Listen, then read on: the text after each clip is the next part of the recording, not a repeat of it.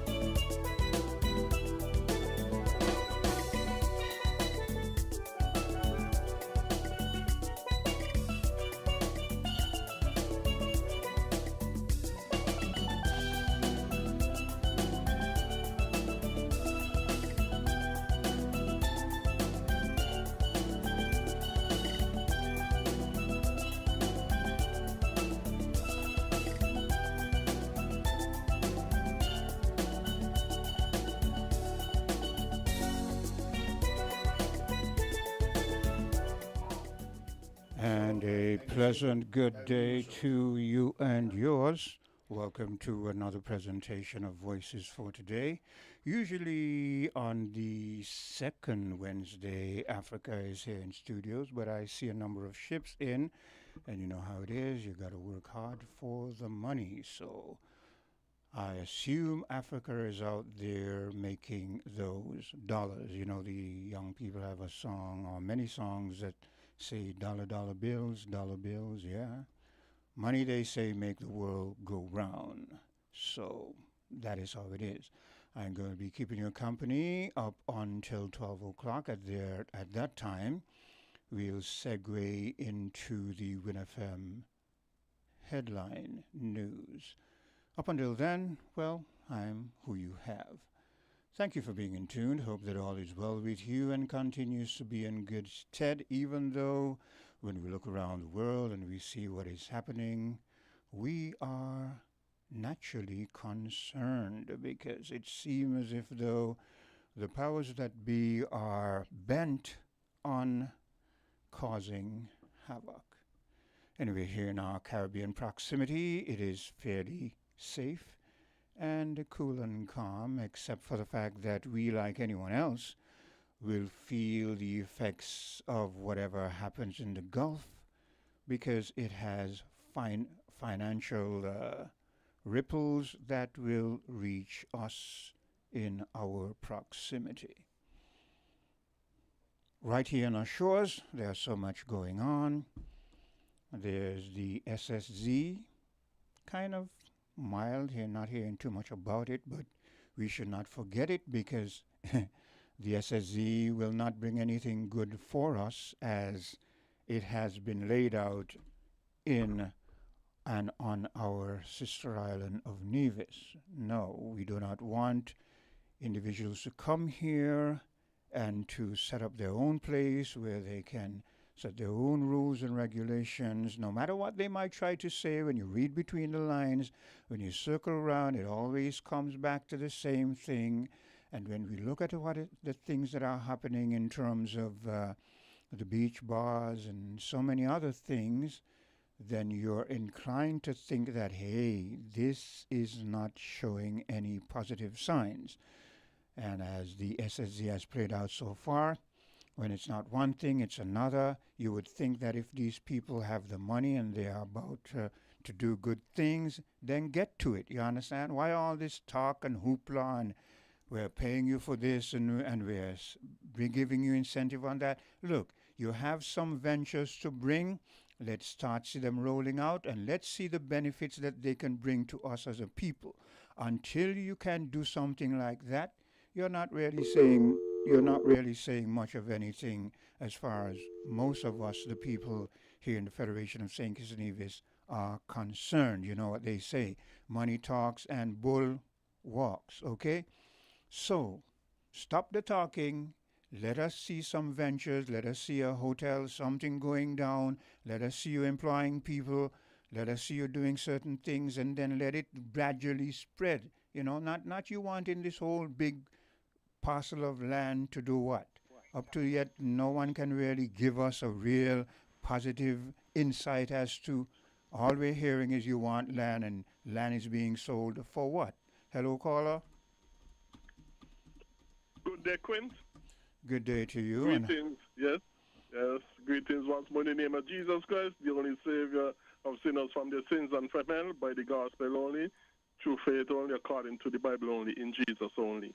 Now, first of all, I would like to say, I caught the ending portion of the previous program, but based on one or two things that was said, let me say this. Number one, your vote is not sacred in the Bible sense of the word sacred. Yes, maybe in the worldly sense of the word sacred, but not in the biblical sense of the word sacred. Your vote is not that. And to make voting illegal is going into more and more dictatorship and tyranny, and such is wrong and sinful where the Bible is concerned. And therefore, we would only make things worse and worse in dictatorship and tyranny if you make voting illegal, if you make not voting illegal. Now, another thing concerning the Prime Minister's address to the Federation, he mentioned a few things. He mentioned about inflation, he mentioned about alternative green energy, and he mentioned a reduction in taxes. Now, let me say, where reduction in taxes are concerned, it can be a bad thing and it can be a good thing. It all depends on the context in which it is done. And it is being done for the longest while in our history in the Federation in the wrong context. And therefore, in the end, bad and destructive in the end, rather than good. Okay, let me put it this way. Let me first put it this way. Our government in the past, when they went on a tax drive encouraging people to pay their taxes, they always use the excuse, well, you need to pay your taxes because that is how the government provide for the services that they're providing you, the hospital, roads, schools, you name it all. And that is our economic system, sad to say. But they tell you that when they want to raise revenue and they go on a tax drive to the Federation, that's what they tell you.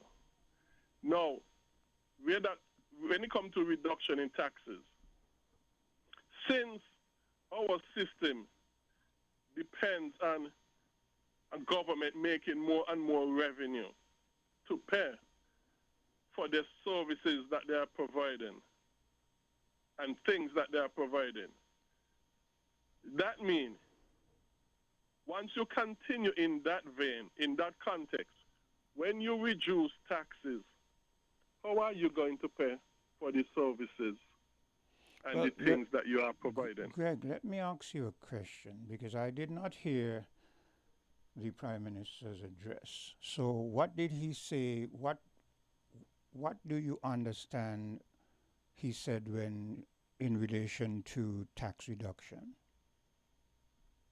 He basically said that this is one of the things government going to have to do to ease the burden on the people because of the oil and so prices going up, because of the wars, oil prices, disruption in the supply chain, and that sort of stuff. Because of that, that's the reason, and what he implies, these are the only reasons, these external factors, why prices are going up. So therefore, he's going to reduce taxes and that sort of stuff to ease. But did he say the increase? But did he say what taxes he will introduce? Did he give an inclination as to in what sector? He just said he was contemplating reducing taxes. No, he did mention specific taxes. Not all of them I could remember, but he mentioned the reduction of excise tax on fuel, and then there's another tax on fuel. Again, he said he's going to reduce. I don't remember the name. I think it's to do with customer. Some other taxes on fuel, I think he says he's going to reduce. So then logically, those taxes that he will reduce, if they're aligned with fuel, we can understand why he would have to do that. You understand? That will ripple off and perhaps things like, for instance, propane gas that most everyone uses for cooking and that kind of stuff. It might ease the burden for a while.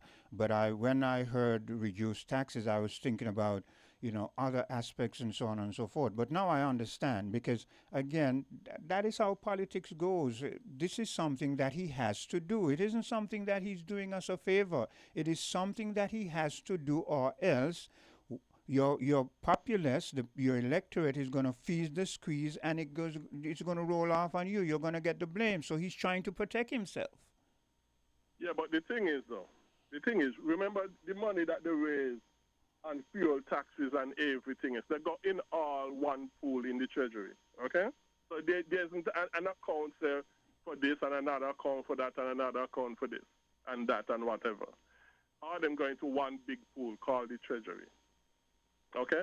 No, and that money, that one big pool goes to meet the government expenses, loans they had to pay back, that sort of stuff. So if that pool is reducing because you lower taxes, that means you're going to have less revenue to pay for what you are providing, to pay for your expenses. That is true, Greg. That is true. But my point, Greg, and I'm sure you understand what I'm saying, my point is he has no other alternative. I am not trying to be on his side or anything. What I'm saying is, old people say when your back is against the wall, you have to fight, you have to do something. And as often we see, politicians only fight when it affects them. Yes, it affects us too, but he knows election is somewhere around the corner, and he's trying to make sure that he sets certain things in place to ease some of the pressure that he will have to face come that time when election rolls around. So that is what he's doing, and that is what we've got to see it for what it is. Yeah, but like I said, there is a wrong way to do things, and there's a correct way to do things. Nobody is more for tax reduction than me. As a matter of fact, I have come on here more than once and said the Bible way, which I fully agree with, is voluntary taxation, 100% voluntary taxation. So nobody in the Federation is more for reduction in taxes than me. But what I am maintaining is that there is a right way. It's like anything else. You do it the right way, it work out good. You do the same thing the wrong way, it causes more problems than anything else. And you're right, Greg. Right, you're right.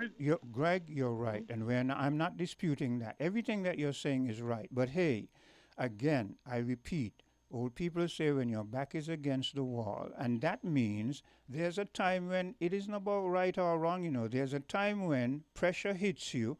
You did not put austerity measures in place. You were not fiscally prudent. You did not do the things you needed to do so that when shocks come, you could. And so now you're backed into a corner and you have to do something. That is what I'm saying. Yes. Yeah, and yes, you have to do something, but do the right thing, not just any and anything. While you're going to reduce taxes, which nobody in the Federation is more for than me, you have to also reduce government expense. Because if you don't reduce government expense, the expense is going to be still there, no matter how hard are some people suffering. But Greg, that is going to be still there. Greg, that is when I just said you did not use prudent fiscal management, and that is what I'm saying. I am saying all of these taxes all of these places that you've been hiring and not maintaining your bill of structure, you don't maintain it. Next thing you know, you have to move, parenting, this and that. All of that is improper fiscal management. So now it comes to haunt you. And when you say tax reduction, that is why I asked you to be specific, because when the Prime Minister says we're going to reduce taxes on things related to fuel, we understand, we know. Yeah, he's not reducing taxes on other things that will help us otherwise. He's forced into a position where you have to do this reduction on fuel because everybody uses fuel, and the poor people, the masses of the poor people, they go and they buy their $30 tank of gas. You know that, right? Yes, of course. And government has been subsidizing that, as far as I understand. But because they have been. But because of the added pressure from worldwide foolishness, it's going to hit him. So he's now looking at, okay, before I have to deal with this, let me find ways now to reduce certain things that it doesn't hit as hard as it would have. So in a nutshell, what I'm saying, and what you are also aware of, look, what the Prime Minister is doing, we expect that he would have to do it. So it isn't like he's doing us a favor. He's doing us a favor, but he's more doing himself a favor. Yeah, but what I'm saying in addition, if he reduce expenses, okay? Yes. He's going to have to sooner or later, because the dance must pay for the music. I agree. The dance have to pay for the music. I agree. He's going to have to sooner or later increase taxes to pay for the government expenses. And if he does not reduce government expenses, when he do increase the taxes, it's going to be worse than before he reduced them. If he does not reduce government expenses, and in the end, it's going to be far, far worse if he does not reduce government expenses, because the dance must pay for the music and the lights. 100%. I agree. I don't agree with anything that you said. I just wanted to be clear on what taxes he reduced. Yes, yeah. So I fully agree. Reducing taxes is the way to go. Nobody is for that more than me.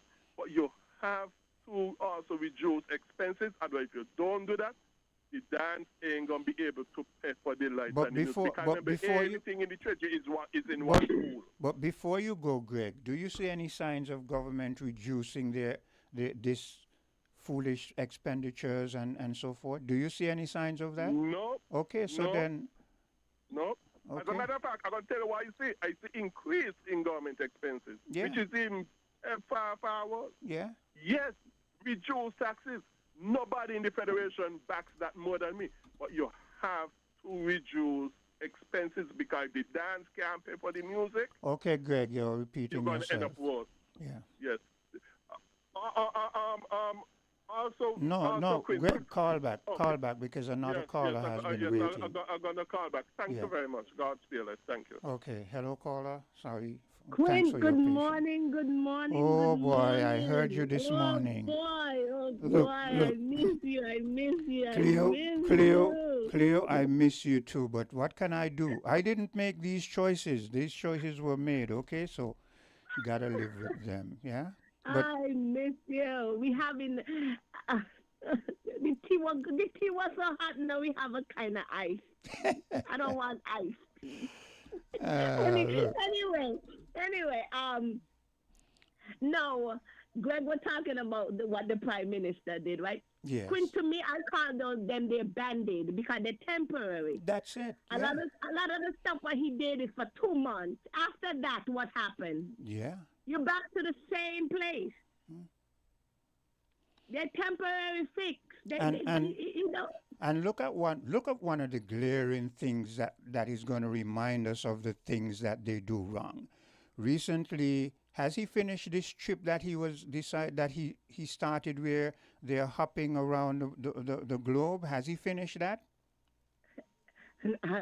I don't know. All of this we've been saying things like these because of how you see things playing out. Put them aside. Leave them until later if you ever go to them. You shouldn't be doing this at a time when now look what you're forced to do. You're forced to come and say, we're going to reduce that. If you had, like Greg was saying, and I asserted, if you had make sure you use prudent fiscal management. This is what all around the world. It isn't just our prime minister. It isn't just in the Exactly. Caribbean. It is all around the world. Look, the Trump is asking Congress to relieve X amount of billions of dollars for an unnecessary war. And he's wasting taxpayer money like it's water. Wasteful. Yeah. But my thing, I think election is in the air. I have a feeling election going to be called before the end of this year. Mm-hmm. I see all of a sudden they're like, we doing this, and like they're touching here, and you know what they do when it's coming to election, they touch there, give you the impression that yeah, we're working, but at the end of the day, when the election call and done, nothing. The same thing when they touch, stay just like that. You have a whole lot of unfinished tasks. Well, I'll tell you, I'm on the ground. I'm maybe only one person, but I hear people speaking on the street, and if they think that they're doing these things and it's going to work for their benefit, let's see how it plays out. I have a feeling it's not going to play out anywhere near what they think because people are saying all of the things that this present regime campaigned on, they haven't seen any of them implemented. Which is true. Yeah. which is very true. But if he really want to do something, instead of giving people temporary fix, putting a band-aid on the wound and have the people think, wow, he's doing something to help us. Reduce the VAT. Yeah. Get rid of the VAT. Yeah. Because that alone is a killer to the people's pocket. That alone is a killer. Yeah. Definitely. I tell you. Anyway, I'll free the line for somebody else to call in. Well, thanks to hear your melodious voice. You take care. I miss you. And same with All me. right, Queen. Yes. Okay, we're going to take a bit of a commercial break and we'll be right back. We're different. We're 98.9. 98.9. Win FM.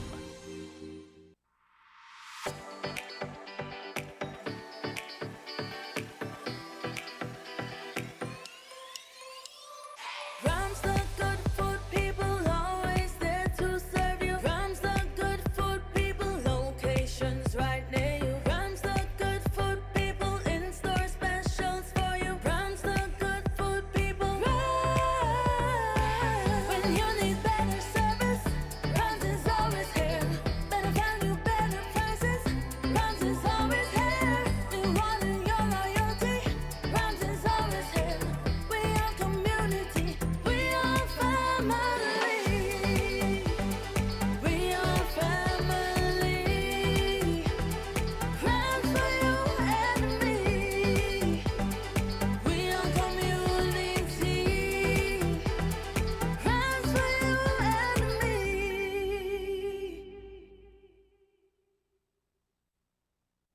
More than 42 million cars from 19 different car companies are being recalled for faulty airbag inflators.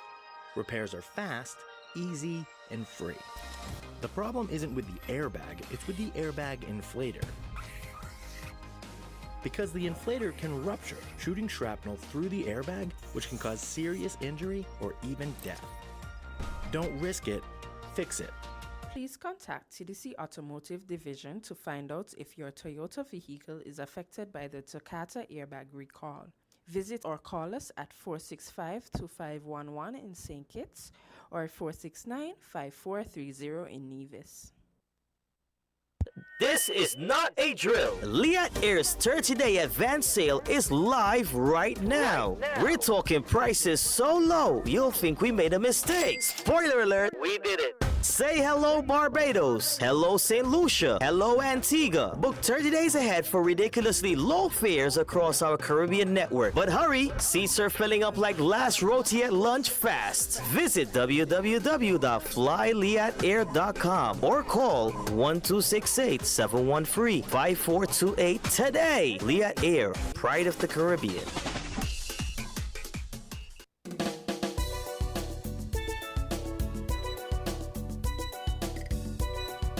And I'm back with you. The time 10:37. Let's get right back into it. Yeah, like I was saying just not too long ago in that bit of a conversation with Cleo. You see, it is like I look back at my life as a parent from the moment I heard, well, okay, I'm pregnant, and I knew it in my mind that there would be responsibilities and you have to reshuffle your life and that kind of stuff. From the moment you hear as an individual, I'm going to speak from a man's perspective. As a man, from the moment I heard I'm pregnant and blah, blah, blah, I began to let my mind churn into things as to how I'm going to deal with this, how I'm going to survive. From the moment you hear that. Looking back, it had been a tremendous struggle, okay? Because, and this is why I speak to young people, and this is why I'm so annoyed with the church for not going in and linking the biblical teaching with life itself, getting your children, your younger people aware to face life. All you're doing is going in there using scriptures to make sure that you get more revenue. And all we're hearing these preachers saying is put more money in there and go in that line for this amount. And if you're in that line for this amount, people are fading, people are failing, people are struggling, people are finding it hard to survive. And you're supposed to have some of the answers, not all of the answers, at least some, because you're older and should be wiser.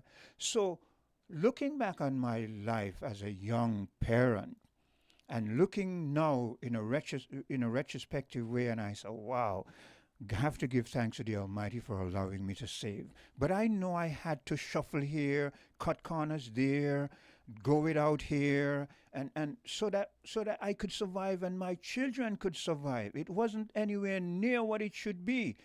It is no different when you become a leader in a business or a leader in government. You've got to find ways, look ahead and say, okay, let me think of ways in case of this happen, in case there's something that cuts the inflow of goods and so forth. How am I going to deal with that? Okay, let me make sure that the farmers here can plant some food, and let's make sure that we give them advice so that everybody don't plant the same thing at the same time. At least if we have food security, we know we're not too bad off. These are the things, and these are the things that people have been saying for the longest while, and you've not done anything about them. And we see, if it's one thing we can say about this regime, is that they love to travel. Travel is expenditure. And travel, when they travel, they somehow, the irony is they travel, they spend taxpayers' money, and then they make money off of it. I mean, you understand? So don't expect much sympathy from the people when the people find themselves struggling and you're not providing. It's like your children are going to school and seeing other children having certain things, and they come home and they say, well, Dad, how is it that I can't have the kind of bag that my friends have? I want a bag that looks, I want a pair of shoes.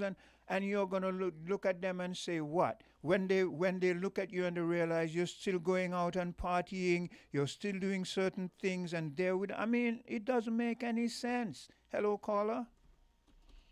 Yeah, Queen, sorry, it's me again. Let me be quick in two things I want to say. Let me make them quickly.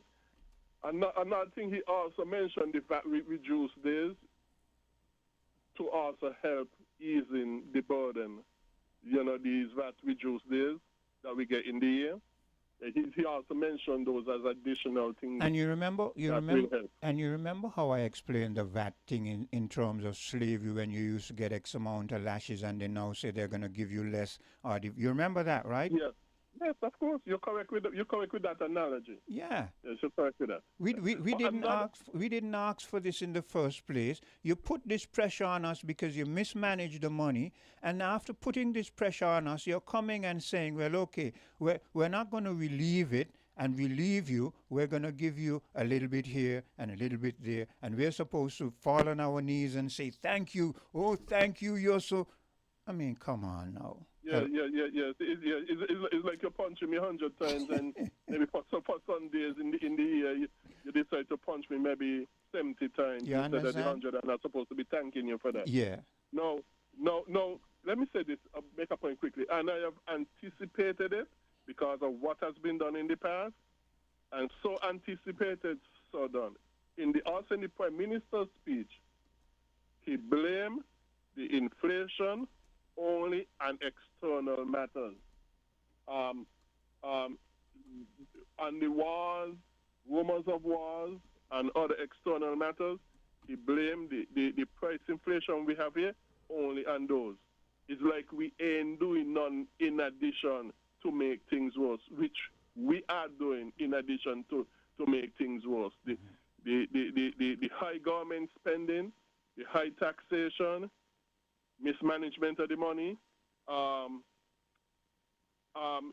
protecting, and I've said it more than once, protecting agents, giving agents government protectionism, therefore killing competition, because the stronger, more robust your competitions are in your economy, is the more they play in bringing down the price. But when you're going to give agents government protectionism, you kill competition, and therefore you ensure that you're going to have rise in prices because you've killed the competition.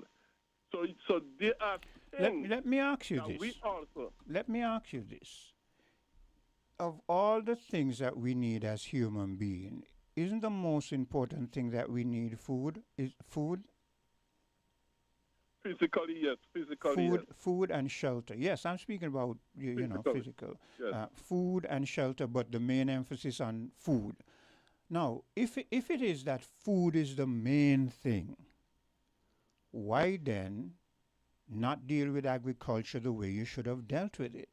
So when you didn't deal with agriculture the way you should have dealt with it, and people have been saying it all the time, and the last budget you went so far as to decrease the budget for agriculture, how then now you're going to come to speak to rational people who are thinking savvy people and tell us that all is because of external shocks? Because it is a political scapegoat. But I believe when it comes to agriculture, your first start is for the farmers to own the land. I think anything short of that is pure nonsense. Whatever. If they ain't own the land. Whatever it takes to make sure that agriculture flourishes, do it. That's what we're saying. And that will maximize it because you'll be able to use it. Because once you own the land, you increase the net worth, and they will be able to use the land as collateral and whatever to invest in their land. And let me if you take their land, and you restrict them. And let me amplify that. Here is it. We prefer to come up with things like SSZ. We're going to give land, big patches of land, to foreign people who are going to own that land, do with it as they want, and the more they own, the more power they have over us as a people, but you can't give the people who would make sure that you at least can eat, you can't give them some land so that they can be more comfortable and they can use it, as you say, for collateral and so on and so forth. You're not doing that. Look, I've drawn references to growing up in the U.S. Virgin Islands. Going down there, the Tomians, or the people who were born in St. Thomas, who really were children of people who migrated there, they felt so full of themselves that they cursed us. You understand? They felt I that heard you said it, yeah. they felt that just to be Tomians or American citizens was good enough. And because they sat down, not all of them, mind you, but the majority of them sat down on their laurels and felt that just to be a Tomian was good enough, the Nevisians, the Antiguans, the Montchattans, all the people from all the surrounding islands went down there, sucked salt, gained something, and ended up owning things that the Tomians didn't have. By the time the Tomians wake up and realize what was happening, they started to scream at their government, oh, you're bringing in all these island people and they're taking the jobs and they're doing it, which they didn't want. Same thing happened in Britain, you know.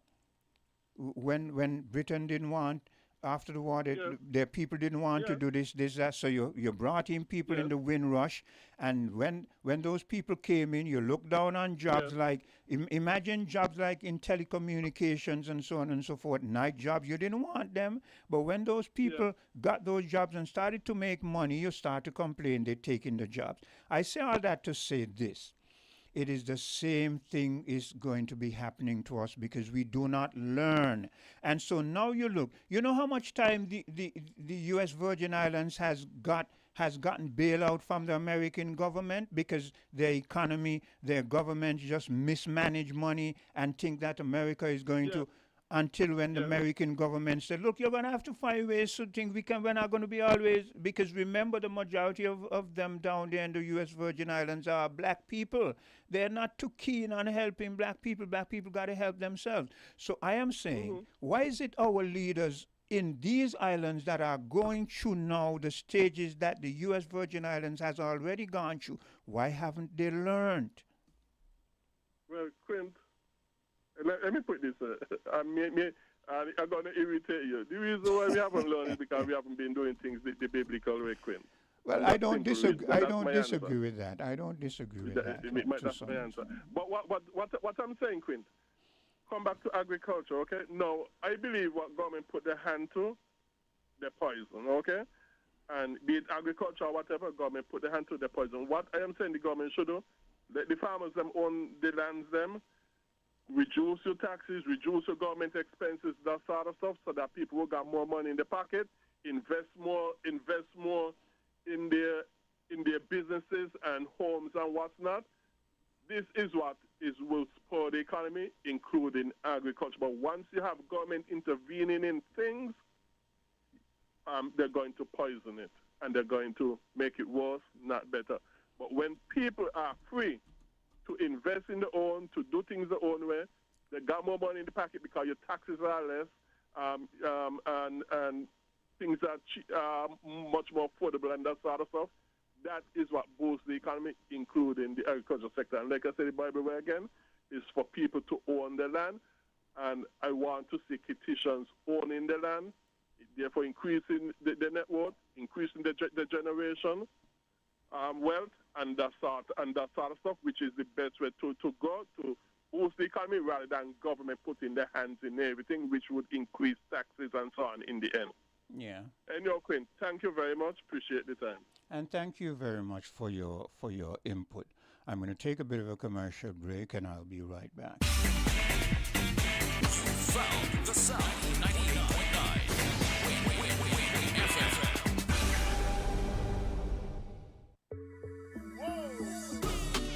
It's in the feeling in our we talk. It's in the meaning in our spot. It is the thing that sets us apart. Who we are. 'Cause the rhythm of life keeps pumping. Together going strong. No matter what, we keep things flowing. For the people we will go all in. Our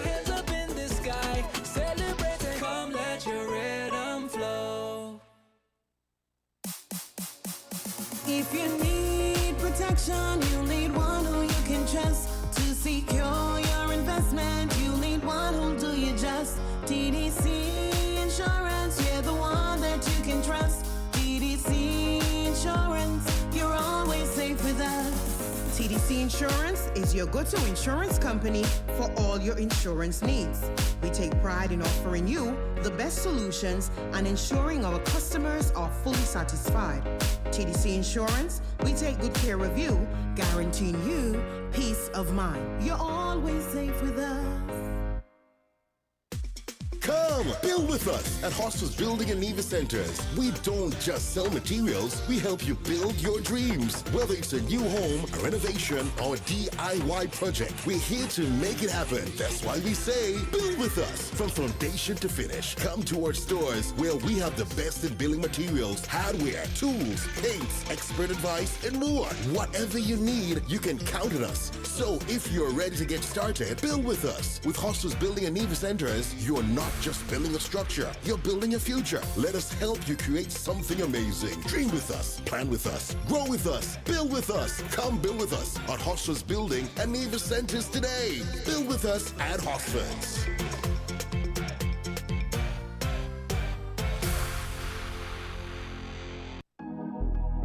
Campari, Red Passion, embrace the mix. Campari, Red Passion, full action, this is Red Passion. Embrace the mix, add Campari, make it turn and twist. Add your chaser in your drink. Campari, Red Passion, make the nicest mix. Campari! Campari Red Passion, embrace the mix. Must be 18 years or older to drink. Drink responsibly.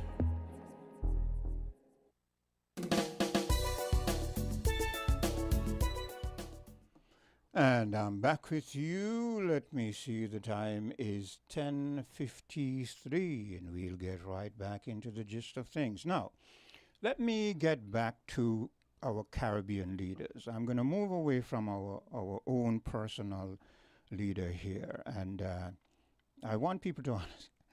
You know, often I'm told, let me say this, I'm often told that I'm too opinionated, my opinions are too strong. And somehow people feel that when you work on a radio station and you're moderating or whatever, that you're not supposed to have any views, you're not supposed to express any views, and that is a lie. I'm going to show you where that is a lie. If you listen to all of the established media, all of the people who are there have views. The funny thing, the thing that passes over your head is that all of them seem to have the same view. Why do all of them seem to have the same view? You know why? Because all of them are following the government's agenda, because they're looking for contracts from the government, and so they push or they tout or they express the view that the governments want to hear. For instance, when you go and you listen to all of the media before Maduro was taken from his home, you hear all of them saying, he's a tyrant.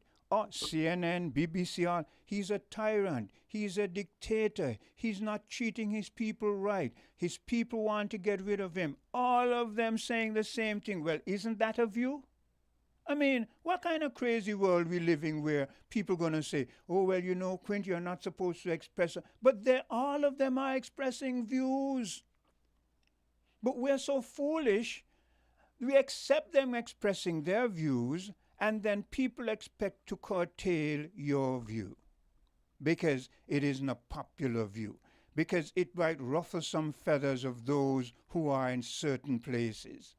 And this is why I often say, this is why we wind up with people like the Bushes and what was that man named Ronald Reagan's, and the worst now is Trump.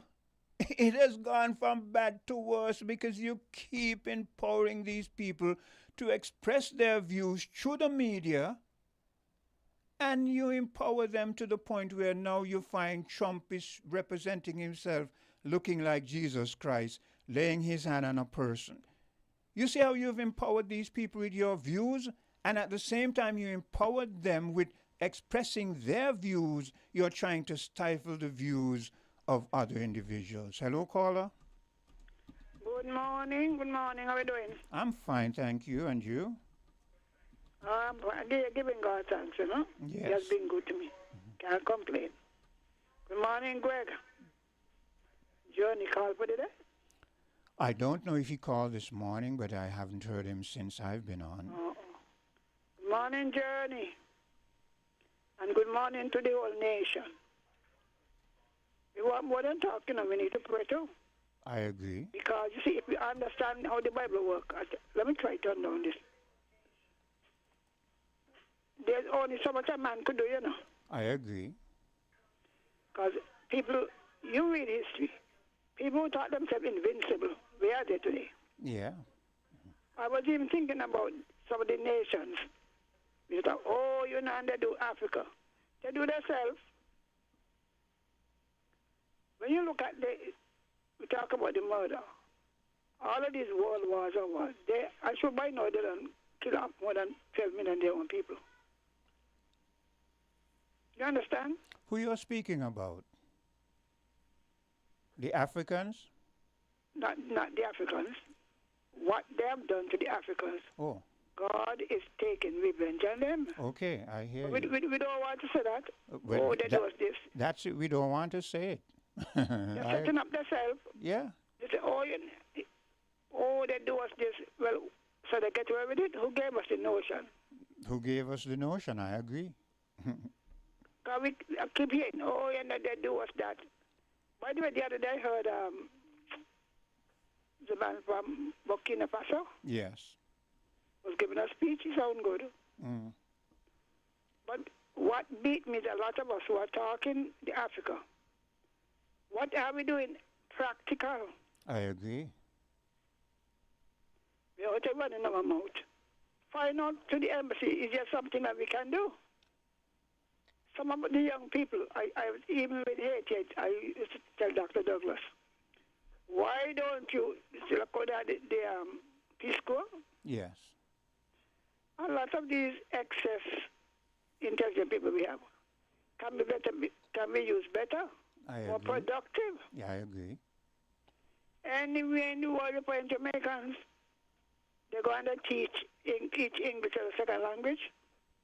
Oh, look, sometimes they should have come about Jamaica around the world. Mm-hmm. You can't, in China, wherever these countries are who want the people to be able to. Sylvine, recently I was looking at something up in Alaska, right? And you know Alaska is cool and certain time of the year. And lo and behold, you see a Jamaican up there in Alaska with a place that sells Jamaican cuisine and that kind of stuff. And I'm thinking to myself, wow, I mean, in Alaska of all places. I'm telling you, when some of the places I said, it is called Jamaican around the world. Yes.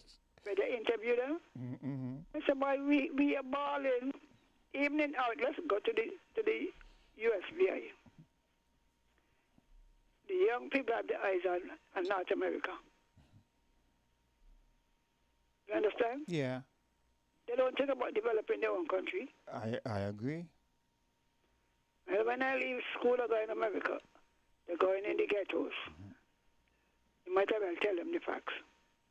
If some of them want to use their skills and talent, the St. Thomas and whatever, they would be in a better shape. I remember the first time I went there, so what's going on here? You know, man, you're familiar with St. Thomas? Me? Mm-hmm. You know. Main Street is where they have you not heard me say I grew up in the Virgin Islands Bay back in the... I know you concentrate more on St. Croix. No, I say the U.S. Virgin Islands. I never say St. Thomas. I usually forgive me. Yeah, I say. I know some people concentrate. But when I say the U.S. Virgin Islands, it's mainly St. Thomas. That is where we were living. We lived in places. We lived in places like Niski, Bavoni, and I can't remember all of them. Yeah, I used to go. Anna's Retreat is where my brother live. Anna's Retreat. Yes. But I used to look at this, They spend so much money educating them and they gone to America. Mm-hmm. Now, one of the problems that undermine entrepreneurship, especially in the retail business, is the large retail stores you have. Kmart and all of that. Yes, yes, that's true. It is very difficult to compete against it. To the extent that some, even in the U.S., certain places are saying they don't want them to come there I because know they actually vote on it, you know, yeah, yeah, because the mom and pop shop and the 7-Up, yeah, one of them closed out the place yeah. down in Tutu Mall, the family Tutu Mall. Yes, yeah, Tutu, yeah. I remember when Tutu was being built. I remember. I remember when they were building it. Yeah, And the large supermarket. yes. If you got a little shop up in the village, you could have taken about $1 for the bus. Mm-hmm. You know, I just say, look, I just analyze it, you know, very because I did economics and I studied development. Yeah. I said, look at that. One or two in the mall may have a little store. But you cannot compete against these large things. Yeah. And I don't know if they have anything. And I said to on Main Street, where the black people store, my brothers I said, Sylvine. I said, if this is the main store, on the Main Street, and if you want one or two black people business, I say in St. Thomas, everywhere you turn, they're crowding out the people. Yeah, yeah. But you see, if they organize themselves properly, they could settle themselves differently. But you see, Sylvine, if you listen to their talk radios now, it's like they have awakened, but it's kind of late because they've basically owned next to nothing now, and they're fighting for their survival. So they're very outspoken now, and I do not want us. If you see what happened when they got into, when some of them reached to the States, you know, in St. Thomas, most of the people live in separate housing, their yard and so. They end up in apartments. Everybody crowd up in the 1 and 2 rooms. And they got a pack shelf. I mean, I don't know. I just studied this economy, you know. But Sylvine, you're economist. Look at, people don't understand. Look at what Bill Clinton did with the NAFTA deal. Bill Clinton is one who, and people say, oh, he was one of the greatest American presidents. Bill Clinton, through the NAFTA deal, made sure that most of the jobs that were in America got shipped abroad for cheaper labor and that kind of stuff. And so now That's when you... That is what ruin saying, the other did and all. Yeah. All the factories shut down. My good friend Edinburgh. You don't understand. They don't understand. We actually practically giving away our labor. But they're going to look for somebody who hunt them out. Yeah. Imagine, I remember we were doing some data. People in Haiti and some countries were earning less than $1 a day. You understand that? Yeah. And when I even worked out what we were getting, it wasn't $2 then either. No. Upon the industrial site, some of them used to try to cut down on things by giving them free transportation, a little lunch allowance. They phase out that. I remember, Sylvine, I worked in, I worked, when I left school, I went up and I worked on the industrial site in a place called Caribbean Shoe. And then fast forward... I remember that. Yeah, and fast forward years later, I worked in places like Jaro and Pico. And Sylvine, I remember one time I was going up to Rams to buy something, and one of the ladies gave me her check because, you know, they got their checks, and Rams work out something where if because it was in close proximity, they could cash it and get back the returns. And when I saw the amount of that woman's check, Sylvine, I couldn't believe people was working for that kind of money.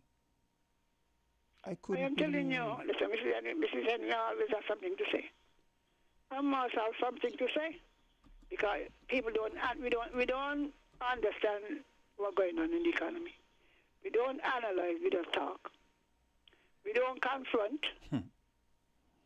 because I used to go around to collect the data and whatever and challenge some of them. Yeah. You leave in home at 5 o'clock and all those kind of hours. You got somebody that have to pay too much fees, come to Boston from Boston to the side. And I don't understand. And we both, you know, we both. Sylvine, one of the things and one of the reasons why I have admired you over the years is because ever since I've heard you, you have always been outspoken. You have not been speaking nonsense. I come from a tribe like that. That's my tribe. You know, my sister, the police.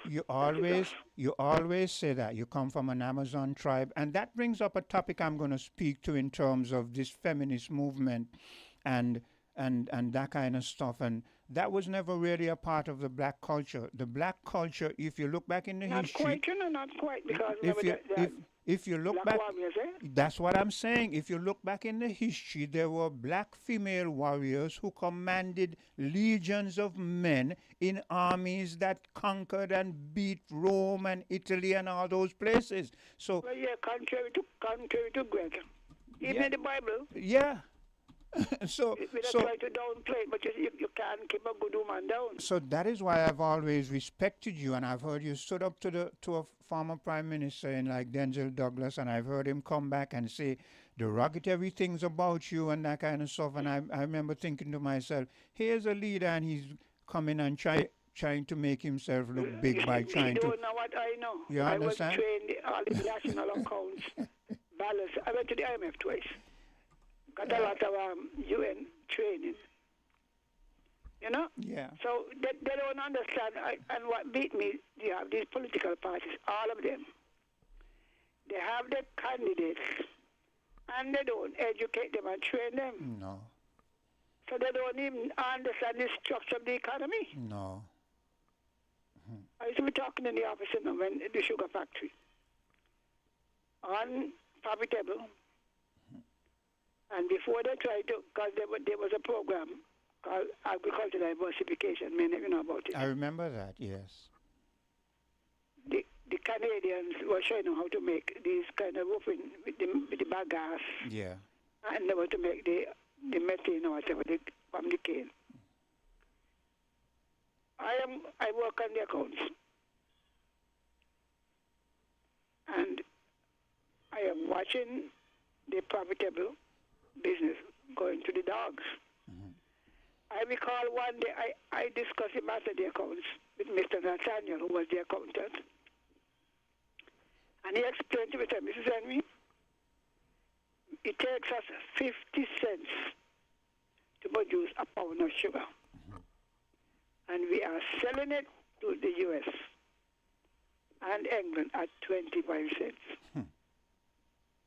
How long can you sustain that? How long can you sustain that? How can you sustain that? That is why you find sugar workers who are living on the brink of poverty. Yeah. A lot of them. So you go down the bank as you want, as you say. You go down and you borrow, and you pass the land. And you go down and you borrow, and you pass the land. Well, the people are person in charge of the bank know exactly what they're doing, you know. Yeah. What the end result is what they were aiming at. Yeah. They would eventually take over the land. And people say, oh, was a good idea. That's a lie. We don't own the land, you know. No. We lost. So our people, sometimes I just beg the Lord to give me grace here. They can't do nothing because they couldn't hush my mouth when I was working. Mm-hmm. They can't hush it now because I don't beg politicians. Every morning I pray. I don't beg them for anything. You don't. Even when Dr. Harris was talking about, we're going to do so and so. Mm-hmm. I asked him, where y'all going to get the money from? Mm-hmm. Where are we going to get the money from? Yeah. It's so good to us because we don't care. Yeah. Even I'm talking about with the gasoline this and gasoline that. Put the facts on the table, I'll tell you so. We are selling less than a quarter of the citizenship passport story. You will therefore have to make adjustment to your expenditure. Yeah. So, we're going to give it what you ain't got. But Sylvine, let's look back at what you said about 50 cents for the sugar and selling it at 25 cents. And let's look at what has been happening with the oil and so forth. Isn't it why isn't it obvious to us as a people that these developed countries have always been digging out our eyes by setting the prices and determining that, well, no matter what you cost, what you expended to think, take this or leave this. With oil, with sugar, with everything, that is what they have done to us. We allowed them to do it because you could diversify. Yes. I remember when they had knuckle, Yes. when you were young. They used to produce peanuts, all kind of things. Yeah. First thing, trade there last, and it was too high. The government paying to plant, and our people stealing the goods. Now, sometimes they try to enforce honesty. All they want us to get none. You eating the profits. Yeah. Even when they turn it over to the sugar factory. I used to work on the accounts. They spend so much money to plant these vegetables and crops. And we're making losses. It was not a drought, you know. The workers were stealing things, them. Yes. So we do a lot of things also, we blame people. I agree. Anyway, I'm gonna ask you to wrap up so that. Long enough. Yes. I'll call back. Okay. And Mr. Greg need to enlarge what he says. It sounds good what he's saying, but in terms of practicality, no. Okay. Okay then. Yes, so we're going to take a bit of a commercial break. Always good to hear from and interact with Sylvine because she's wise.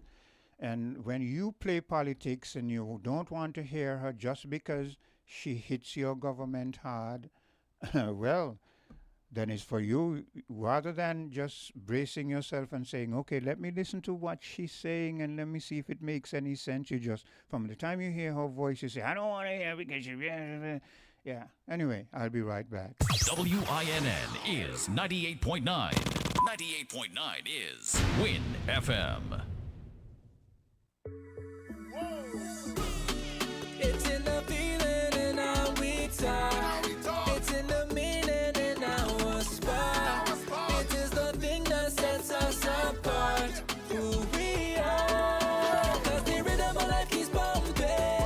Together going strong. No matter what, we keep things flowing. Before we will go all in. Our hands up in the sky. Celebrating. Come let your rhythm flow.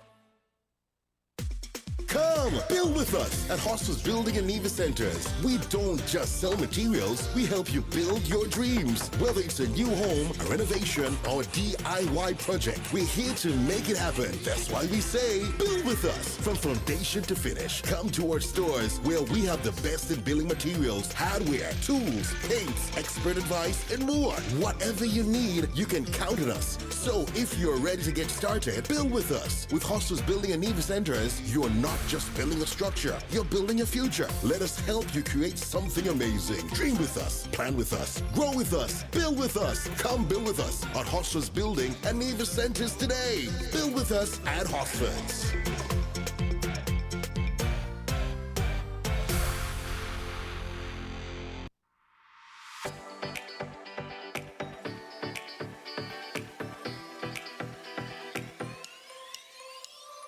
Rams the good food people always there to serve you. Rams the good food people locations right near you. Rams the good food people in store specials for you. Rams the good food people. When you need better service, Rams is always here. Better value, better prices. Rams is always here. We want your loyalty. Rams is always here. We are community. We are family. We are family. Rams for you and me. We are community.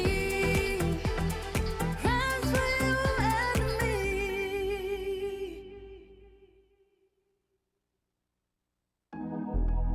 Campari. Red passion. Embrace the mix. Campari red passion, full action, this is red passion. Embrace the mix, add Campari, make it turn and twist. Add your chaser in your drink. Campari red passion, make the nicest mix. Campari. Campari Red Passion. Embrace the mix. Must be 18 years or older to drink. Drink responsibly.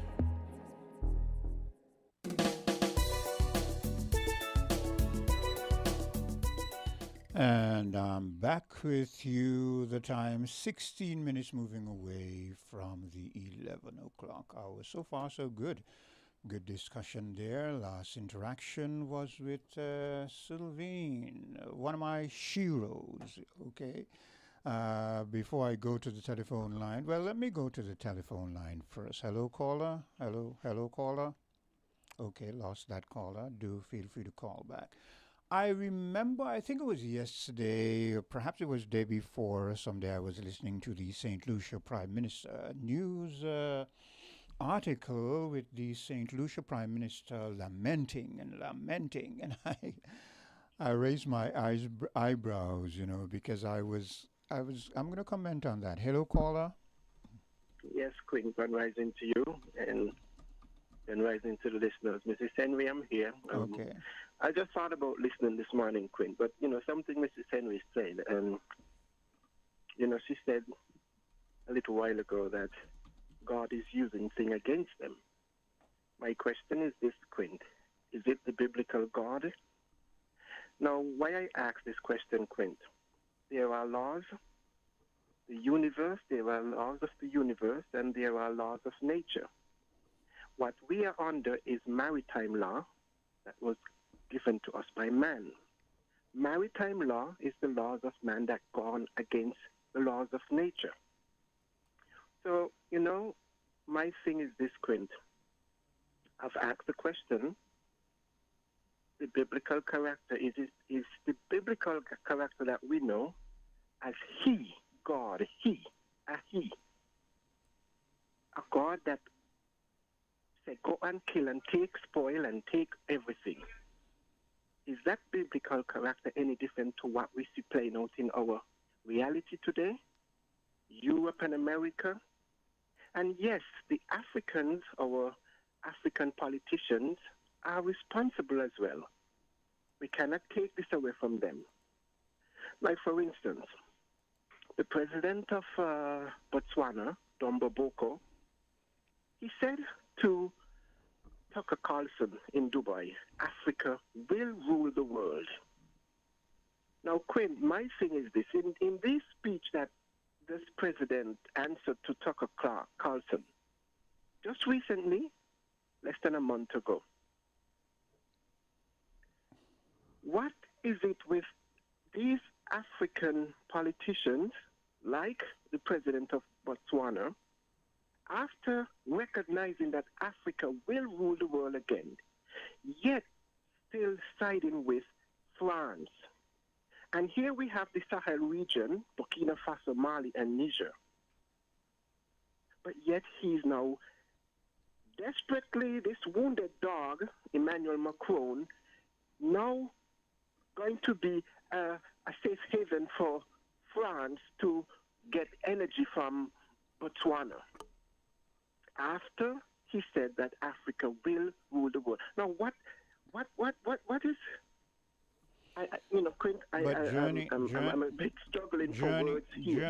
Journey, that is because our leaders all over, and especially emphasis on our black leaders, put more emphasis on rhetoric, on how things sound, and it sounds good to say things, as opposed to being realistic in terms of how you're going to implement what you say.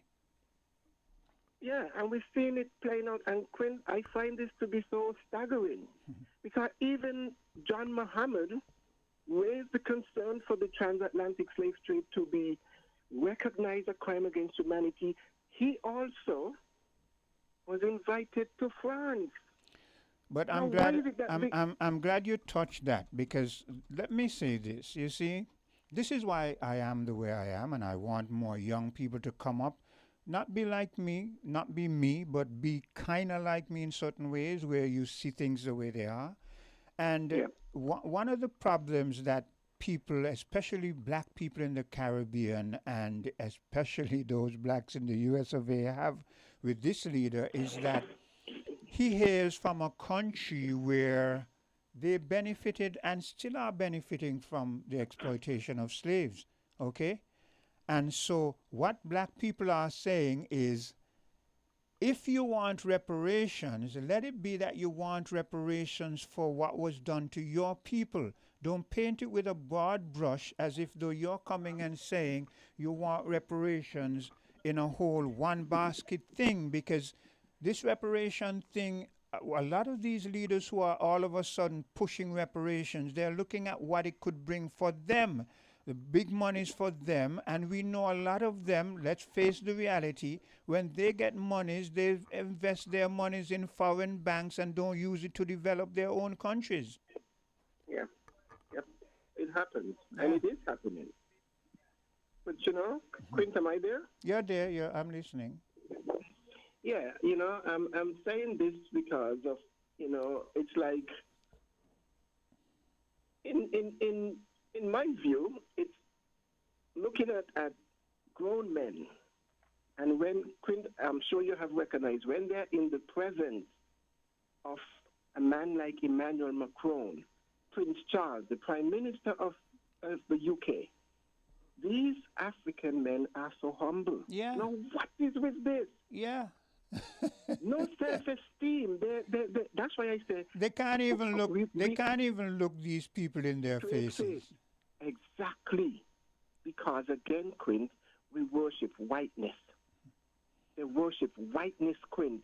It is a fact, and that's one of the things that we have to acknowledge.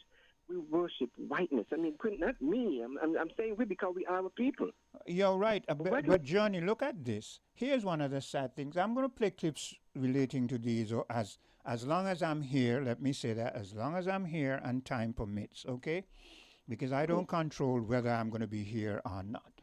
But I'm going to play clips that show you that African ladies, African women, there's a particular place where this BBL thing is rampant in Africa. African women who the world knows have the best bodies, you understand, in terms of behind, in terms of thighs, in terms of and everything. And these black women are so insecure that they're going and taking these BBLs, and a lot of them, I hear them, I'm going to play clips where they tell you the pain they go through. Some of them die on the operating table. You understand the level of moving away from loving yourself? Yeah. As you mentioned that, Quint, now there's a African-American fashion young lady. Her name escapes me, something Jenny. Yeah. Something Jenny. And she was found dead in Tanzania. Now, Quint, you talk about loving ourselves. Now, it is alleged that her boyfriend, I mean, she was so enthusiastic about going to the continent, and as soon as she reached there, she and her boyfriend, who happened to be a Caucasian American, she was found hanged. Yeah, and he got away scot-free. He said she hung herself, and he got away scot-free. And I mean, come on, I mean. Yeah, I mean, you see, this is the thing And that we're talking about. everybody's surprised because everybody knows her to be enthusiastic, happy, blah blah blah. She so wanted to go there. All of a sudden, she go there and she hangs herself, and the boyfriend walks away scot-free. Yeah. Anyway, Quint, you know, we are a people that we are so fragmented, and of such, you know, like I would always say, we are manipulated and we are controlled, because this whole system that we are facing is about control. And that is why even religion and Christianity, it is all about control.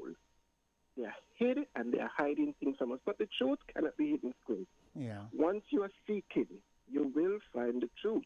That's it. Well, once you know, you cannot unknown. Isn't it in the book, seek and ye shall find? But unfortunately, you know, we only... Seeking in the wrong places. All right, Quint, thanks for hearing me. Miss Henry, have a great day. Yes, you take care. All right, man. Yeah, so I'm going to go back to this St. Lucia Prime Minister, and I'm going to show you where our people always feel good and powerful when we come up against our own people. I'm speaking black people. We as black people, we don't have a problem standing up in the face of another black person and telling the black person what we have to say. But when it comes to the white people, we're very, very docile. Now, we can remember the St. Lucia Prime Minister, how we all felt pity for him when we heard him coming to us during that time when the U.S. had their warship there and were threatening and killing our people and that kind of stuff. And demands were being made of him, and he couldn't come and tell us exactly, so he was hee-hawing and hedging and looking desperate, and sometimes we felt sorry for him because we could feel his pain. Now all of a sudden he's on top of it, and I heard him talking about, I will always defend myself. I always have to defend myself. Well, how is it that you couldn't defend yourself when Caucasians were in our proximity making demands? Then another statement, he says, I will not allow the malignment of my country. He's speaking to the opposition when he's making this statement. And he's very confident, no wavering in his voice. But how is it that you were standing by while we were being maligned by the great big US of A? And here's what I'm saying to the St. Lucia PM and to all of the PM, including our PM. We did not expect you to go out there and stand on your own, but we want you to understand what the word unity means. And when you keep fragmenting, even within your own proximity, and you can't find common ground, no wonder you're going to be hedging and looking so intimidated when the Caucasian man comes into your proximity. Because you fight and you divide within your own self. You have embraced the divide and conquer to the extent where you divide within your country. You divide between party and incumbent and opposition. Why is it that there's this big animosity, it seems, between incumbent and opposition? It's not supposed to be animosity. It's supposed to be like we're competing, like we're college students, we're going for a degree, and we have our peers, and we're all vying for maybe the president of a particular club. We're not enemies. So we come and we put our different things together to appeal to the people to say, look, I'm good at this and I can present that and I can so and so pick me over him. But yet still you can see us on the football field speaking together. You can see us when we go out on dates and whatnot, and I'm with my girlfriend and he's with his girlfriend. We're still getting along. But we don't see that in our countries when it comes to opposition and the incumbent. It's like there's this hatred. Why? It's not supposed to be hatred. If you have that hatred, then that is why when you become the incumbent and they become the opposition, you can't find common ground. And you can't find common ground in your country. So how you expect you're going to find common ground between the different islands? So Mr. St. Lucia Prime Minister and Mr. St. Kitts and Nevis Prime Minister and Mr. Antigua and Barbuda Prime Minister and Mr. Guyana Prime Minister and Mrs. Trinidad and Tobago Prime Minister, learn to have unity within your country and do the things that you need to enhance and develop your country without animosity, so that we as a people can move forward and we can be united to the extent when the U.S. comes and they're killing our people, murdering our people, we can unite and say, you have to answer to us. Not one faction over there and saying, destroy them. Destroy them. What was the word that the Trinidad, destroy them violently. Destroy them violently, because we have to get rid of the drugs. And you let them use the drugs thing as your mouthpiece to jump on their side, when you know that they have ways of stopping the drugs. The ways of stopping the drug isn't to kill our people without evidence. But you see it happening, and rather than speaking the truth and saying, no, don't kill our people without evidence, you say, because you want to be on the side of the U.S. and divide the Caribbean, you say, Don't, destroy them violently. And now you're surprised that there seems to be a rift. So people are saying, oh, this should have been done better. Yes, it should have been done better, but what did you expect?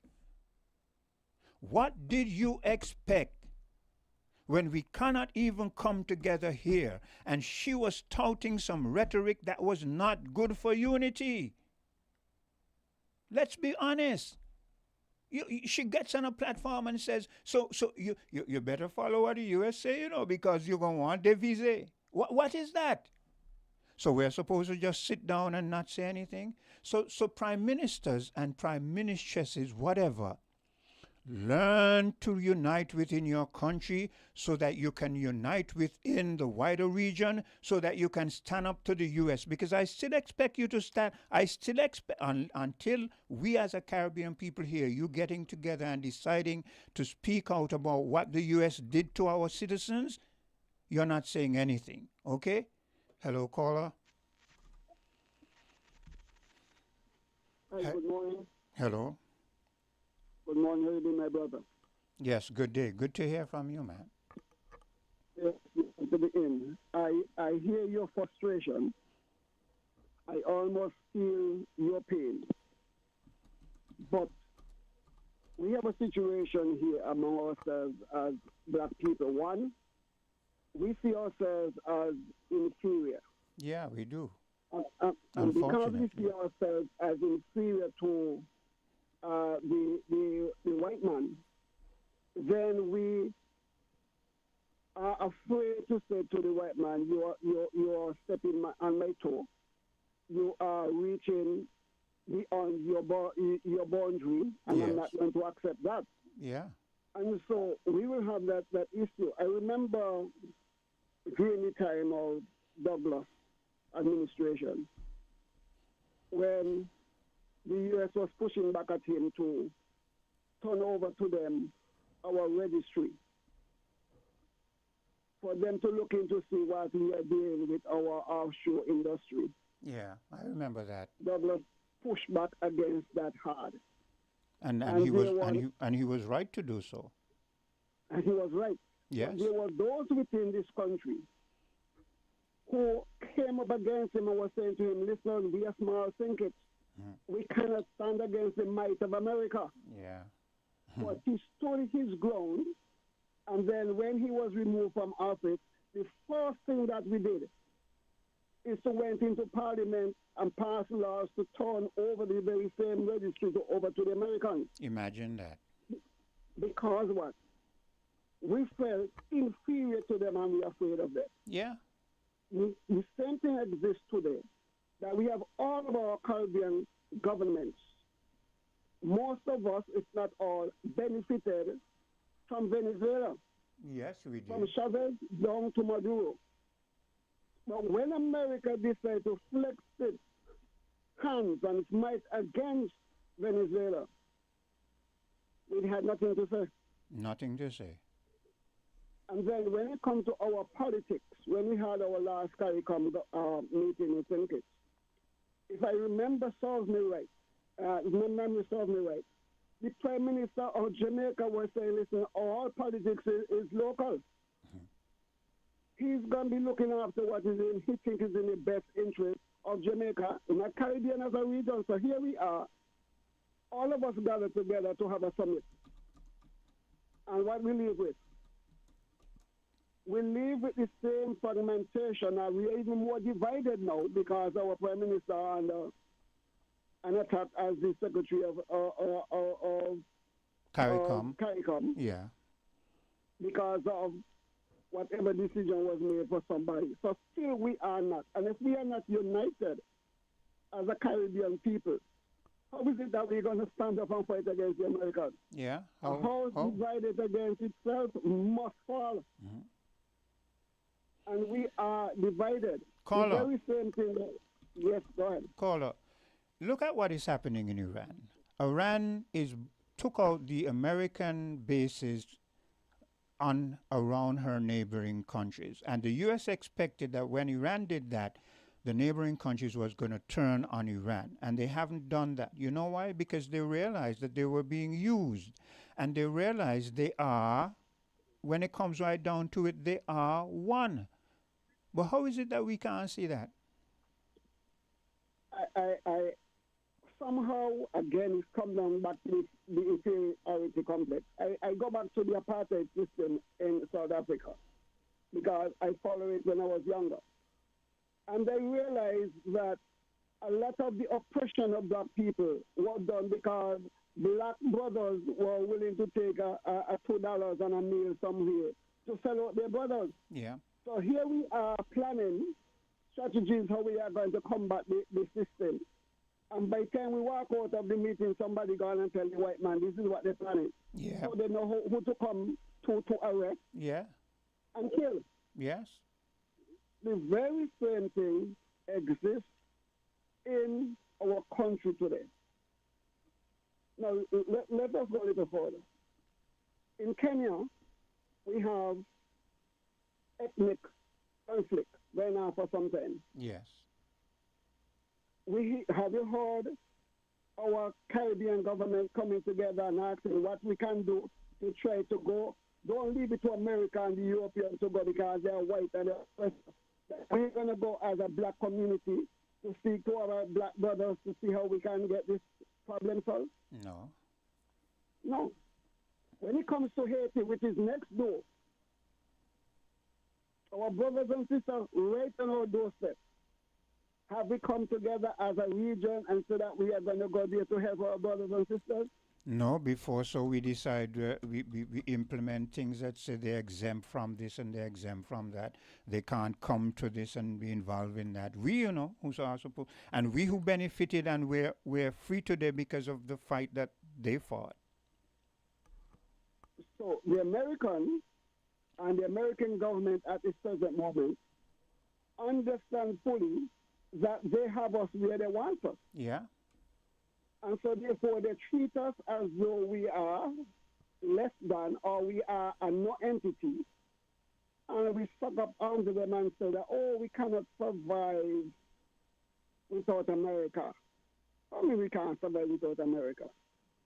All of the intellectual, the intellect that we have and great inventions and whatnot for black people. And how is it that we become so inferior now? You know? That always has baffled me. Everything, almost everything that humanity used to survive, we invented them, and they have the audacity to say we're of no worth. And those of us who are a little bit lighter feel ashamed of that darker thing, and we're trying to get closer to being white. I mean, boy, I tell you, it just baffles me. And so I go back where I started. I'm saying that I understand your frustration and I feel your pain. But the question is, what can we do to motivate ourselves to rise beyond where we are and to see ourselves as, hey, we are the crowning jewel when it comes to humanity and the earth? We are.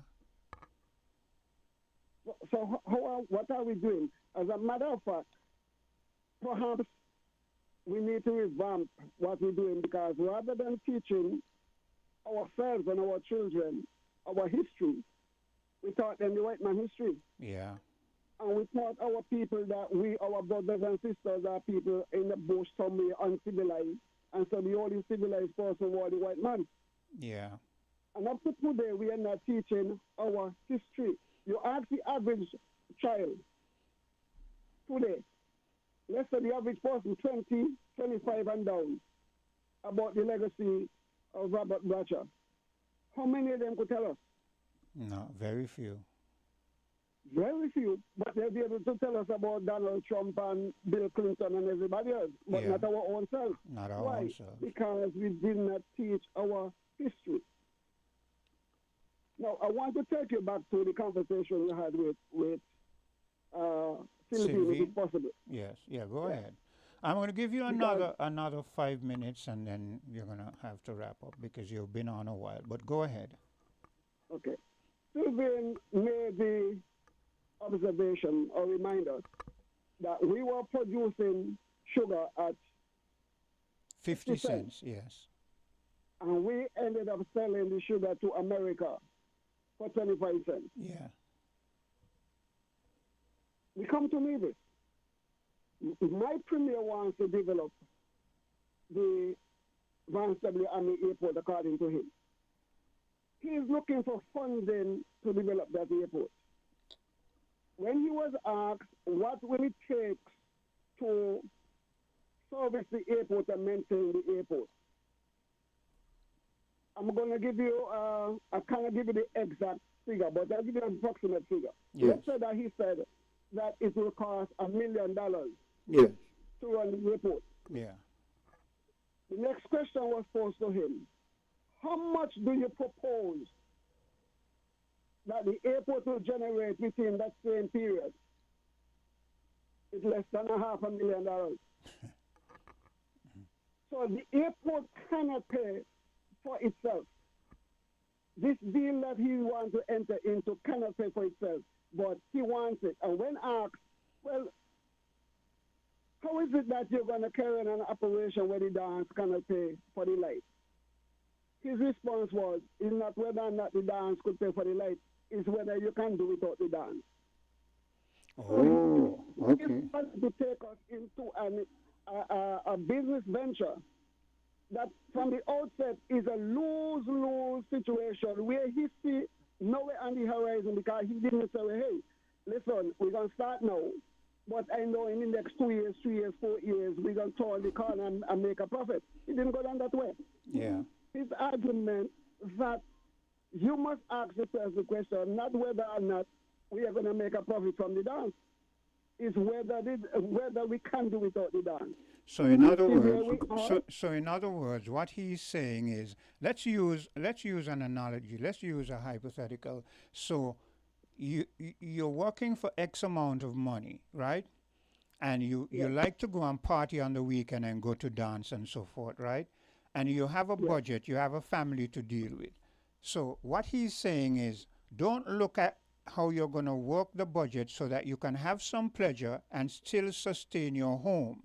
Put the emphasis on you go out and you get pleasure, and you're not concerned about the fact that your children might not be able to get the books and so on so that they need. That is how he's saying it, if what you're saying is right. That is exactly what he is saying. It doesn't matter as long as, and the thing is, and the optic for this. So the pleasure, so the pleasure, all you're concerned about is the pleasure. But having enjoyed the pleasure, tomorrow can you put in your hand in your pocket and take out the pleasure and use that to help your household? And that is impossibility, but that is the way the Queen is saying that we ought to go. Mm-hmm. So you don't worry about the consequences, the long-term consequences of your actions, as long as you get what you want. Mm-hmm. And this is all for him. This has nothing to do with the people of Nevis and the benefits for the people of Nevis. This is for him to get what he wants. He wants to have an airport development according to him. And he wanted at any cost, even to the detriment of the people of St. Kitts and Nevis, for him to say, well, I got the airport development. That's what it boils down to. And so it is. We will continue to suffer because this is the mindset of our people, our leaders. They want to do what they want to do, when they want to do, how they want to do, without thinking about the people and the consequences that their decision will have on the people. Yeah. Okay, caller. You have a good day. Thanks Same for the to you. time. Yeah. I'm going to take a bit of a commercial break and I'll be right back. We're different. We're 98.9. 98.9. Win FM. Campari. Red Passion. Embrace the mix. Campari red passion, full action, this is red passion. Embrace the mix, add Campari, make it turn and twist. Add your chaser in your drink. Campari red passion, make the nicest mix. Campari. Campari Red Passion. Embrace the mix. Must be 18 years or older to drink. Drink responsibly.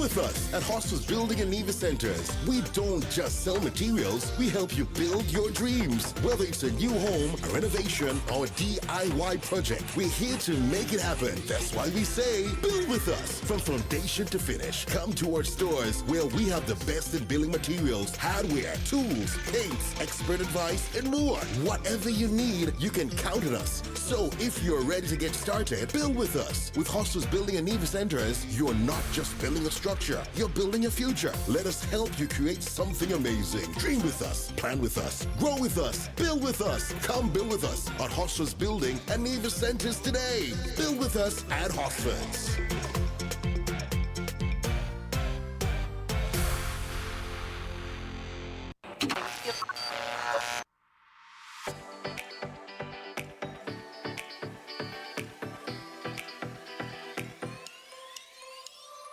Rams the good food people always there to serve you. Rams the good food people, locations right near you. Rams the good food people, in-store specials for you. Rams the good food people. Rams.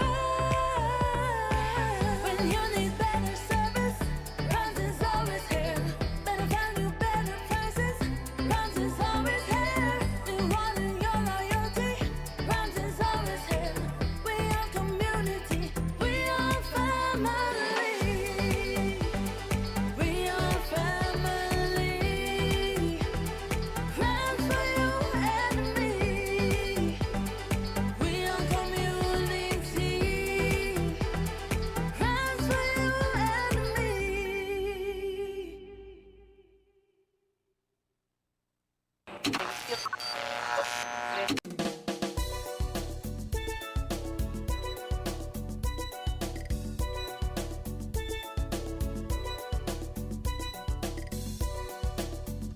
And I'm back with you, and we're into the final stint now, heading the few furlongs to the finish line. The time 11:48. Has been a pleasure, as always, being here, and I always love your interaction, so do feel free to call in and air your views, and if I can, I will try to interact with you. Now, yes, I am frustrated because I'm an old man, look. And my frustration is really because I wonder what kind of a life are we leaving for the younger generation, and how is the younger generation viewing what is happening? How are they taking it? What measures are the young generation prepared to take to make changes that will benefit them? Are they comfortable just sitting on the sideline and letting the wheels churn as they are manipulated by external forces, or do they feel that they have some input, that they can in some minor way start to change the trajectory so that it is better for them and for their offspring? So therein lies my frustration. That is why I am frustrated. I am frustrated with our present day leaders because our present day leaders seem more inclined to follow what has been said so far.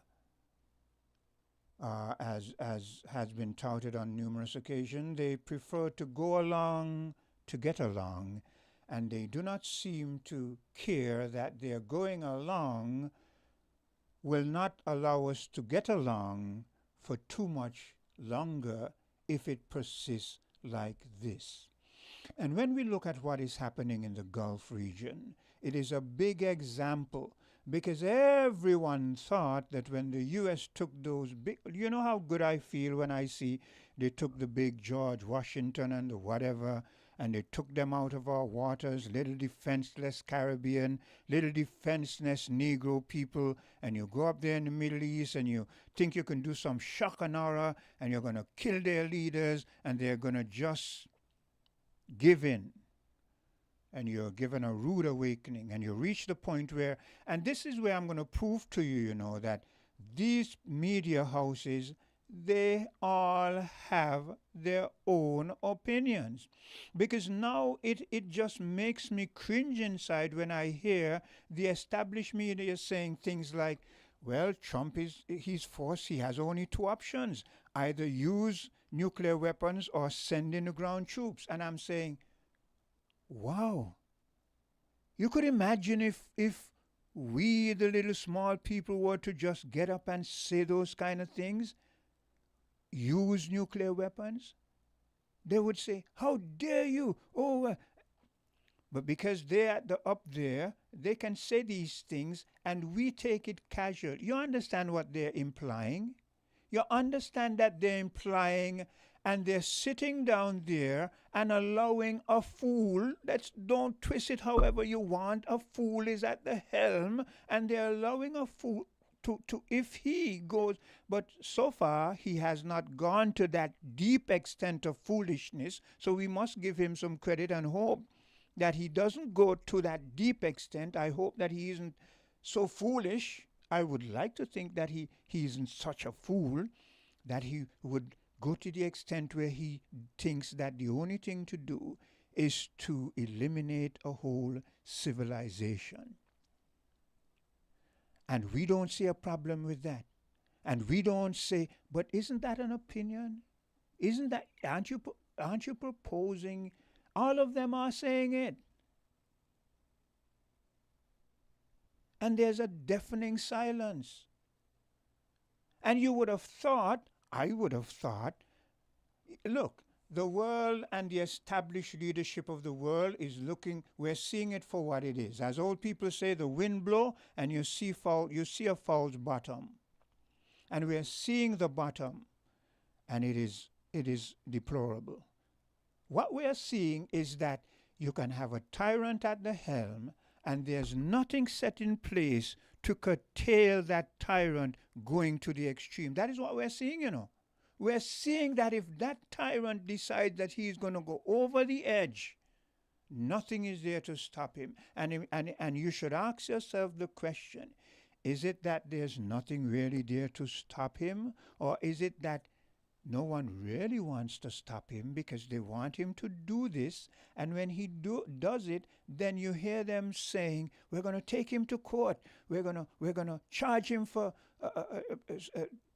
whatever to humanity, but he has already done the act, and he has already accomplished what you wanted to be accomplished, and now you're coming after like we're some buffoons and trying to say you're appeasing a situation that you allowed to happen in the first place. That is what we're seeing, you know. And this is why I often say we live in a world where people do not want to deal with reality. Reality is staring you, glaring you in the face, and you don't want to deal with it. And the reality is, if Trump decides tomorrow that he's going to command whoever to go and use nuclear weapons, who is stopping it? Britain ain't doing it. France ain't doing it. Italy, you want to tell me they can't come back? Your Congress, there's a Congress in the US of A. We've not heard any of these leaders adamantly come out and say, no, don't you dare do that. None of them is saying that. So then the question comes back to what I asked before. Is it that they can't say that? Or is it that they don't want to say that because they really want to see a people eliminated? They really want to see a civilization eliminated. And when I ask that question, or I say that, then you say, Quint, that is a strong opinion. You should not. But I'm simply putting the facts in front of you. They're there, you know. For whatever reason, you refuse to see them, whether you're turning on the side, turning your back, whatever. You're intentionally refusing to see what is glaring in front of your eyes. And like the emperor's clothes, where the emperor is walking down the street stark naked, and a bunch of grown-ups line up both sides of the street, see the emperor naked, and none of them have the courage to say, Emperor, you're naked. And it takes a child to come and say, to ask a question, but isn't the emperor naked? Hello, caller. Yeah, Quinn. Let me say very quickly again. First of all, as we go into the hurricane season, which is not too far off, I'd like to say, I thank God and give him all my gratitude for sparing us from the hurricanes, and so that in which he did spare us for the number of years now, including last year. And I really do pray to God that he would spare us again this year from the hurricanes and the storms, so that they will not affect us in any way negatively, that it would be destructive to us and ruinous to us. So that's the first thing. I'd like to ask God for that blessings again, as he have been doing for the years where the hurricane season is concerned. And where other quote-unquote natural disasters are concerned too. Because we have not been getting the earthquake, we have not been getting the tsunamis, and so on that other places have been getting. So I thank God for all of that, and I give him all my gratitude for all of that, and asking for to continue spares of them all. Yeah. No. Lastly, I would like to say, let us not forget it is people like that charlatan, wolf in sheep clothing, Paula White, Kane, and others who are supposed to be church leaders that have Trump believing that what he is doing is according to the Bible, and that by all means, no matter what, he's supposed to always be supporting. But he isn't Israel. only believing that he's believing that he is Jesus Christ. You see the picture he put out. Yes, that's right. But hold on. They just had some kind of prayer meeting and that sort of stuff, and that charlatan, that wolf in sheep clothing, Paula White Kane, compared Trump to Jesus. So this is where Trump is getting That's what I'm saying. nonsense in his head. That is what I'm saying. From these religious leaders. Paula White's supposed to be his official spiritual leader, and she is filling up his head with these nonsense. I disagree with you that even though I hear you, I disagree with you that she's filling up his head. I think Trump is the ultimate, the consummate, what do they call it? Narcissist, right? I think he's he's the perfect example of a narcissist. And what they are doing is what the church often do. Let's look at, for instance, here in the Federation of St. Kitts and Nevis. No matter what leader we have, and no matter what the leader does, whether it's negative or not, you know that there are preachers who's going to go on a platform whenever they have something and preach and say that they bless them and they're the best thing for the country. You know that, right? Yes. So what she's doing, and a lot of the church is doing, is to caress his ego. That's all they're doing. And in caressing his ego, what he already feels about himself, he's emboldened to now express it. But what I'm saying, they are telling him that what he is doing is according to the Bible. No. If you don't want to say that they're putting it in his head, at least they are reinforcing it even more. That is what I'm saying. Yeah, they're reinforcing what he already feels. Yeah.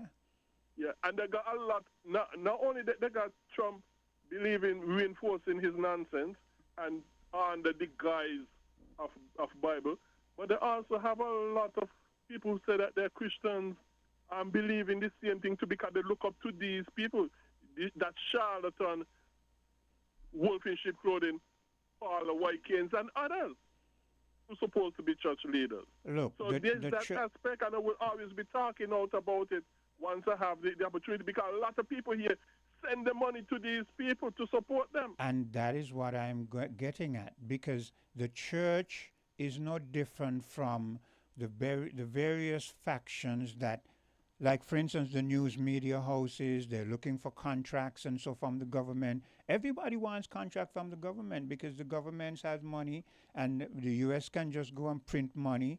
And so everybody wants a piece of that money. The church is no different. The church knows that whatever he's going to empower them, and they're going to, so they're going along to get along. And it happened down here too. Like as you say, the so-called religious leaders dogging up under the political people, Yeah. the politicians, them to get whatever church. But at least, no, I consider, with all due respect, the Roman Catholic Church to be a cult and all that sort of stuff, okay? I don't want to go along with the Roman Catholic Church. But at least the Pope have enough sense to be condemning Trump, which is more than what to say about these other so-called religious leaders. Yeah. Yeah. Anyhow, take care, Chris. Yeah, same to you. And we've come to the end of another stint of Voices for today. As I said, the second Wednesday, usually Africa is here. Africa, if you're listening, or, I know how it is. You got to go out there and make that money, bro. So go out there and make that money. So next month, the second Wednesday, let's see if he's able to come in. It has been a pleasure, as always, being here. Thank you for your input. I would wish that more of you would interject and say something, because I know the numbers are there. I look at the numbers and I see the numbers increasing, and I know that you're there, but I wish that now and again you'll, be bold enough to interject, say something. There's a particular lady I haven't heard from in a while. I think she knows who she is. She's very black conscious, very outspoken, and I haven't heard from her in a while. And I may not say that I miss someone often enough, but she's a voice that I miss, and I'm wondering if you're listening, if you're in good health, and if you are, then I would like that somewhere along the way you call in and at least let us know that you're okay, because we miss you. We miss your voice. And for others of you out there who haven't gotten the courage as yet to do so, then get the courage and say something, because it is the more of your voices that the establishment hears, that lets them know how you think, and that can give them an awakening as to whether or not the trajectory that they're on, the path they're on, the way they're doing things, whether it's condoned, sanctioned, or people just don't like it, okay? And you don't have to be forceful and, but all you have to do is say, well, so-and-so is happening and I disagree. I think so-and-so, or so-and-so is happening and I agree. Yeah, it's up to you. So do take care. Coming up next, the WinFM Headline News.